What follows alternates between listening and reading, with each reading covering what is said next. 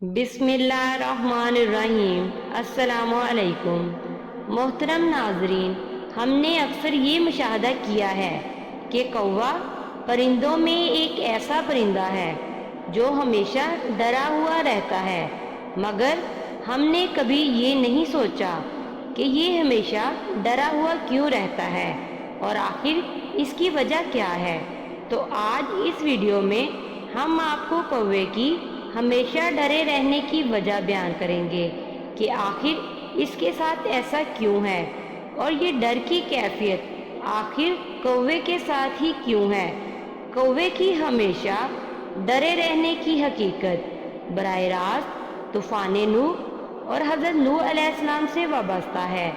हज़रत नूह अलैहिस्सलाम की कश्ती तूफ़ान के थपेड़ों में 6 माह चक्कर लगाती रही, यहाँ तक कि खाना काबा के पास से गुजरी तो खाना काबा के 7 चक्कर लगाकर तवाफ किया और फिर अल्लाह के हुक्म से कश्ती जोदी पहाड़ पर ठहर गई, जो इराक के एक शहर जजीरा में वाक़या है।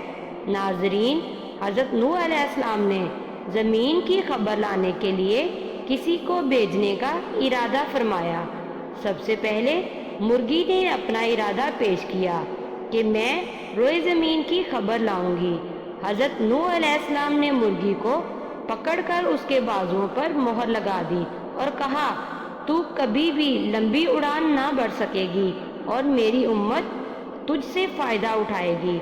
इसके बाद हज़रत नूह अलैहिस्सलाम ने रोए ज़मीन की खबर लाने के लिए एक कौवे को भेजा, तो कौवा रास्ते में एक मुर्दार देकर रुक गया और कभी वापस नहीं आया। तो हज़रत नूह अलैहिस्सलाम ने कौवे पर लानत फरमाई और उसके लिए बददुआ फरमा दी कि वो हमेशा खौफ में मुब्तला रहे। यही वजह है हज़रत नूह अलैहिस्सलाम की बददुआ की वजह से कौवा हमेशा डरा हुआ रहता है। उम्मीद है कि आज की वीडियो आपको अच्छी लगी हो, तो इसे लाइक और सब्सक्राइब ज़रूर करें। बेल आइकन का बटन ज़रूर दबाएं ताकि हर आने वाली नई वीडियो का नोटिफिकेशन आपको मिल सके। मिलते हैं अगली वीडियो में, तब तक के लिए अल्लाह हाफिज़।